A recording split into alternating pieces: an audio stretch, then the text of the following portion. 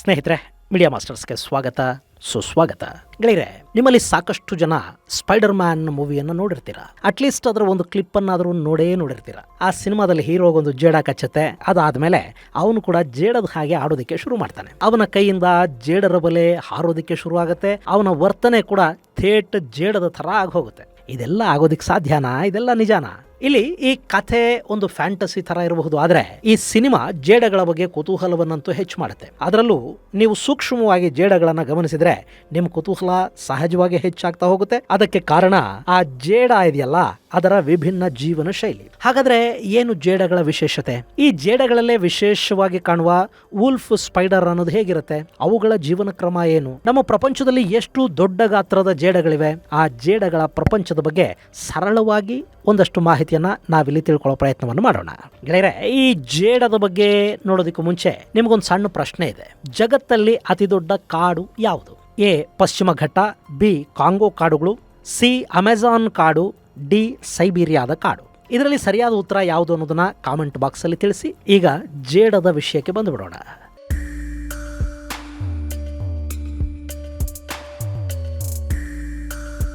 ಗೆಳೆಯರೆ, ಈ ಜಗತ್ತಲ್ಲಿ ಪ್ರಾಕೃತಿಕವಾಗಿ ನಿರ್ಮಾಣವಾಗುವ ಅತ್ಯಂತ ಸುಂದರ ಕಲಾಕೃತಿಗಳಲ್ಲಿ ಒಂದು ಅಂತ ಗುರುತಿಸಿಕೊಳ್ಳೋದು ಮಂಜಿನ ಹನಿ ಬಿದ್ದ ಜೇಡರ ಬಲೆ. ದಾರದ ಮೇಲೆ ಮುತ್ತುಗಳನ್ನ ಪೋಣಿಸಲಾಗಿದೆಯೇನೋ ಅನ್ನೋ ಹಾಗೆ ಭಾಸವಾಗುವ ಈ ಅತ್ಯದ್ಭುತ ಚಿತ್ತಾರವನ್ನ ನೋಡೋದೇ ಒಂದು ಚಂದ.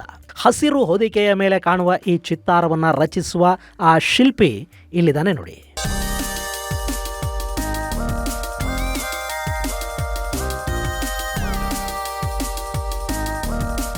ಜೇಡರ ಬಲೆಯನ್ನ ನೋಡದೇ ಇರೋರು ತುಂಬಾನೇ ಕಡಿಮೆ. ನೀವು ನಿಮ್ಮ ವಾಹನವನ್ನು ಅಥವಾ ಇನ್ಯಾವುದೋ ವಸ್ತುವನ್ನ 3-4 ದಿನಗಳ ಕಾಲ ಒಂದೇ ಜಾಗದಲ್ಲಿ ಬಿಟ್ರೆ ಅದರ ಮೇಲೊಂದು ಜೇಡದ ಬಲೆ ನಿರ್ಮಾಣ ಆಗತ್ತೆ. ಅಷ್ಟೊಂದು ಪ್ರಮಾಣದಲ್ಲಿ ಜಗತ್ತಿನಲ್ಲಿ ಜೇಡಗಳಿವೆ. ಅವುಗಳಲ್ಲಿ ಒಂದಷ್ಟು ತುಂಬಾ ವಿಷಕಾರಿಯಾದ್ರೆ ಮತ್ತೊಂದಷ್ಟು ತುಂಬಾ ಸುಂದರವಾಗಿ ಕೂಡ ಕಾಣುತ್ತವೆ.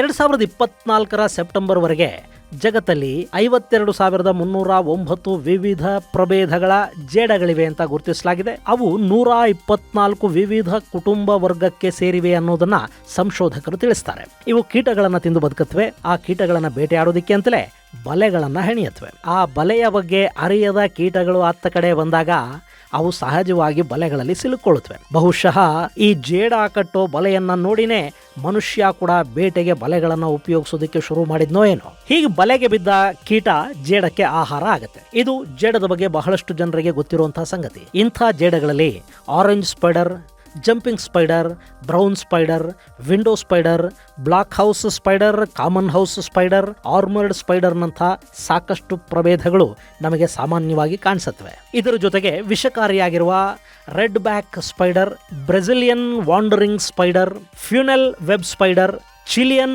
ರೆಕ್ಲೋಸ್ ಸ್ಪೈಡರ್, ಎಲ್ಲೋ ಸ್ಪೈಡರ್ ಸೇರಿದ ಹಾಗೆ ಸಾಕಷ್ಟು ವಿಷಕಾರಿ ಜೇಡಗಳು ಕೂಡ ಜಗತ್ತಲ್ಲಿವೆ. ಇನ್ನು ಇವುಗಳಲ್ಲಿ ಅತ್ಯಂತ ದೊಡ್ಡದು ಅಂತ ಕರೆಸಿಕೊಳ್ಳುವ ಜೇಡ ಗೋಲಾಯತ್ ಬರ್ಡ್ ಈಟರ್ ಅನ್ನೋ ಜೇಡ.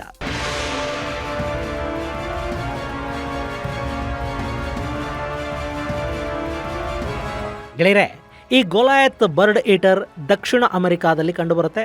ಈ ಜೇಡ 175 ಗ್ರಾಂನಷ್ಟು ತೂಕವನ್ನು ಹೊಂದಿರುತ್ತೆ. ಹಾಗೇನೆ ಇದರ ದೇಹ 13 ಸೆಂಟಿಮೀಟರ್ಗಳಷ್ಟು ದೊಡ್ಡದಾಗಿ ಬೆಳೆಯುತ್ತೆ. ಇನ್ನು ಇದರ ಕಾಲುಗಳನ್ನು ಕೂಡ ಲೆಕ್ಕ ಹಾಕಿದ್ರೆ ಈ ಜೇಡ 1 ಅಡಿಯಷ್ಟು ದೊಡ್ಡದಾಗಿ ಬೆಳೆಯುವ ಸಾಮರ್ಥ್ಯವನ್ನು ಹೊಂದಿದೆ. ಈ ಜೇಡಗಳು ಸಾಮಾನ್ಯವಾಗಿ 2-3 ವರ್ಷ ಬದುಕಿರುತ್ತವೆ. ಆದ್ರೆ ಕೆಲವೊಮ್ಮೆ ಇವು 25 ವರ್ಷಗಳವರೆಗೆ ಕೂಡ ಬದುಕುವ ಸಾಧ್ಯತೆಗಳಿವೆ ಅಂತ ಸಂಶೋಧಕರು ಹೇಳ್ತಾರೆ. ದಕ್ಷಿಣ ಅಮೆರಿಕಾದ ದಟ್ಟ ಕಾನನಗಳಲ್ಲಿ ಕಂಡುಬರುವ ಈ ಬರ್ಡ್ ಈಟರ್ ಜೇಡಗಳನ್ನ 1800ರಲ್ಲಿ ಗುರುತಿಸಲಾಯಿತು. ಇನ್ನು ಇದು ಎಷ್ಟು ಶಕ್ತಿಶಾಲಿ ಅಂದ್ರೆ ಇದು ಬಲೆ ಹೆಣೆದು ಹಮಿಂಗ್ ಬರ್ಡ್ ಅನ್ನ ಕೊಲ್ಲುವ ಹಾಗೂ ಅದನ್ನು ತಿನ್ನುವಷ್ಟು ಶಕ್ತಿ ಇದಕ್ಕಿರುತ್ತೆ.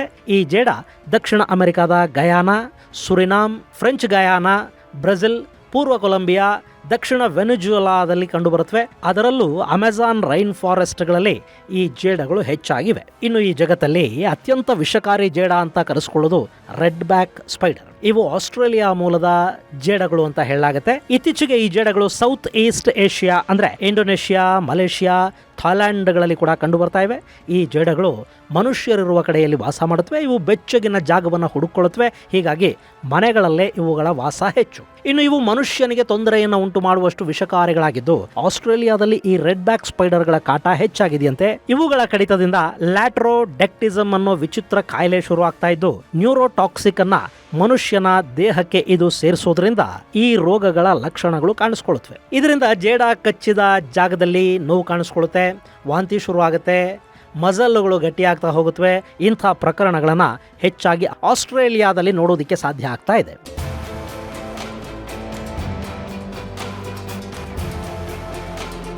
ಹೀಗೆ ಅತ್ಯಂತ ದೊಡ್ಡ ಹಾಗೂ ಅತ್ಯಂತ ವಿಷಕಾರಿ ಜೇಡಗಳ ಬಗ್ಗೆ ನಾವು ತಿಳ್ಕೊಂಡ ಮೇಲೆ ಜೇಡಗಳಲ್ಲೇ ಸುಂದರವಾದ ಹಾಗೂ ವಿಶೇಷವಾದ ಜೇಡ ಪ್ರಭೇದದ ಬಗ್ಗೆ ಕೂಡ ಒಂದು ಸ್ವಲ್ಪ ನೋಡಬೇಕಲ್ವಾ? ಅದೇ ವೂಲ್ಫ್ ಸ್ಪೈಡರ್. ಈ ವೂಲ್ಫ್ ಸ್ಪೈಡರ್ಗಳು ತುಂಬಾನೇ ವಿಶೇಷವಾಗಿ ಕಾಣುತ್ತವೆ. ಇದರಲ್ಲಿ 2400ಕ್ಕೂ ಹೆಚ್ಚು ಪ್ರಭೇದಗಳು ಕಾಣಸಿಗುತ್ತವೆ. ಈ ವೂಲ್ಫ್ ಸ್ಪೈಡರ್ಗಳು ಹುಲ್ಲುಗಾವಲಲ್ಲಿ ಹೆಚ್ಚಾಗಿ ಕಾಣಿಸ್ಕೊಳ್ಳುತ್ತವೆ. ಹಾಗೇನೆ ಕತ್ತಲಿರುವ ಪ್ರದೇಶದಲ್ಲಿ ಇವು ತಮ್ಮ ಬೇಟೆಗಳನ್ನ ಹಿಡಿಕೊಳ್ಳುತ್ತವೆ. ಮಿಂಚಿನ ವೇಗದಲ್ಲಿ ದಾಳಿ ನಡೆಸುವ ಈ ಜೀವಿಗಳು ಹುಲ್ಲಿನ ಮೇಲೆ ಬೇರೆ ಕೀಟಗಳು ಸಿಕ್ಕಾಕೊಳ್ಳೋ ಹಾಗೆ ಬಲೆಯನ್ನ ಹೆಣೆಯೋದು ಕೂಡ ಉಂಟು. ಇನ್ನು ಈ ವೂಲ್ಫ್ ಸ್ಪೈಡರ್ ಇದೆಯಲ್ಲ, ಇದು ಸಾಮಾನ್ಯವಾಗಿ ಬಲೆ ಹೆಣೆಯೋದು ಕಡಿಮೆ.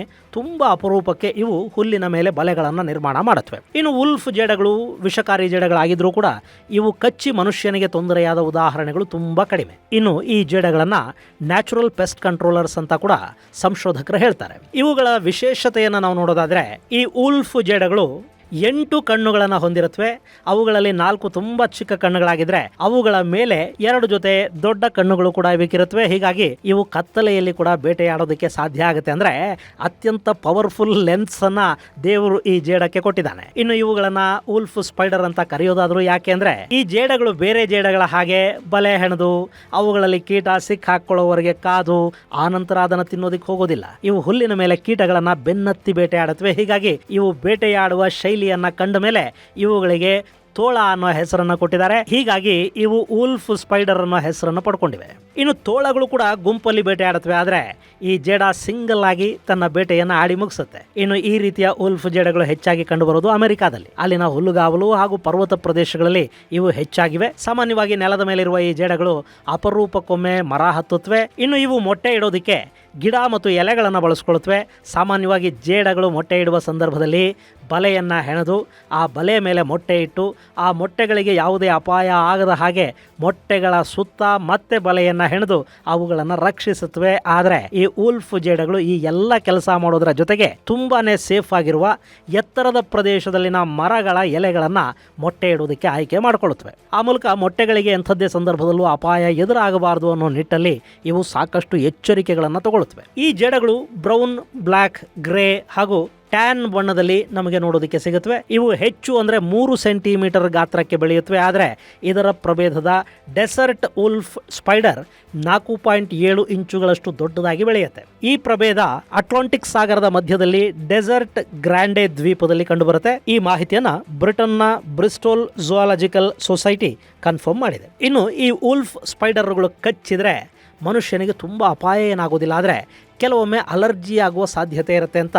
ಕೀಟಶಾಸ್ತ್ರಜ್ಞರು ಹೇಳ್ತಾರೆ. ಹೀಗಾಗಿನೇ ಈ ವೂಲ್ಫ್ ಜೇಡಗಳು ಬೇರೆಲ್ಲ ಜೇಡಗಳಿಗಿಂತ ಸ್ವಲ್ಪ ವಿಭಿನ್ನವಾಗಿ ಮತ್ತು ವಿಶೇಷವಾಗಿ ಕಾಣಿಸೋದು.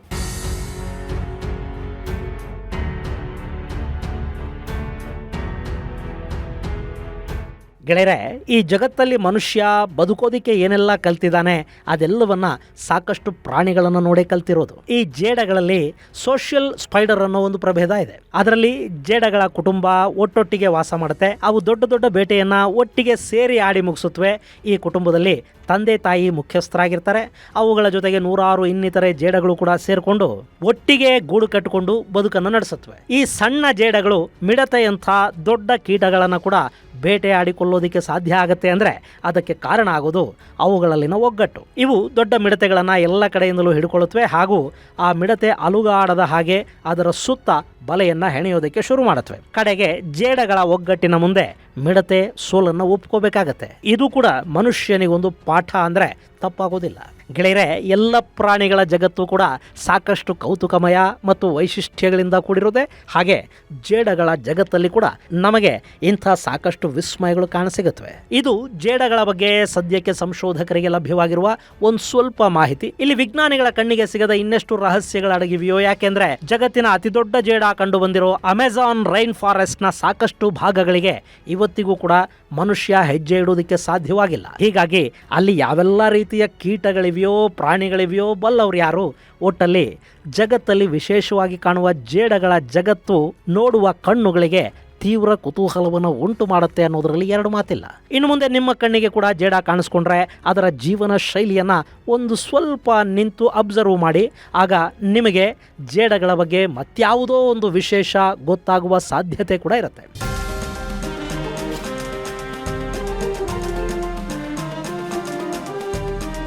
ಇನ್ನು ಗೆಳೆಯರೆ, ನಾನು ನಿಮಗೆ ಆಗಲೇ ಒಂದು ಪ್ರಶ್ನೆ ಕೇಳಿದ್ದೆ.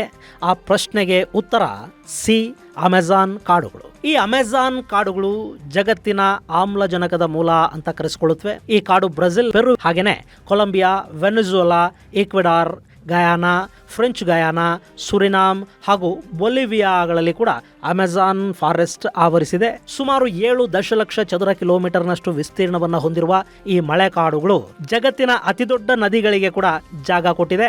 ಅಷ್ಟೇ ಅಲ್ಲದೆ ವಿಶೇಷ ಪ್ರಾಣಿಗಳು, ಪಕ್ಷಿಗಳು, ಜಗತ್ತಿನ ಅತ್ಯಂತ ವಿಷಕಾರಿ ಕಪ್ಪೆಗಳು, ಆನಕೊಂಡಾದಂತಹ ದೈತ್ಯ ಸರೀಸೃಪಗಳು ಸೇರಿದ ಹಾಗೆ ಸುಮಾರು 10,000ಕ್ಕಿಂತ ಹೆಚ್ಚಿನ ಪ್ರಭೇದದ ಸಸ್ಯಗಳು, 2,000ಕ್ಕೂ ಹೆಚ್ಚು ಪ್ರಭೇದದ ಪಕ್ಷಿಗಳು, ಸುಮಾರು 2.5 ದಶಲಕ್ಷದಷ್ಟು ವಿವಿಧ ಪ್ರಭೇದಗಳ ಕೀಟಗಳು ಇಲ್ಲಿವೆ ಅಂತ ಅಂದಾಜು ಮಾಡಲಾಗಿದೆ. ಇದು ಗೆಳೆಯರ ವಿಷಯ. ಮುಂದಿನ ಸಂಚಿಕೆಯಲ್ಲಿ ಮತ್ತಷ್ಟು ವಿಶೇಷಗಳ ಜೊತೆ ಮತ್ತೆ ಭೇಟಿಯಾಗೋಣ. ಅಲ್ಲಿವರೆಗೆ ಜೈ ಹಿಂದ್, ಜೈ ಕರ್ನಾಟಕ.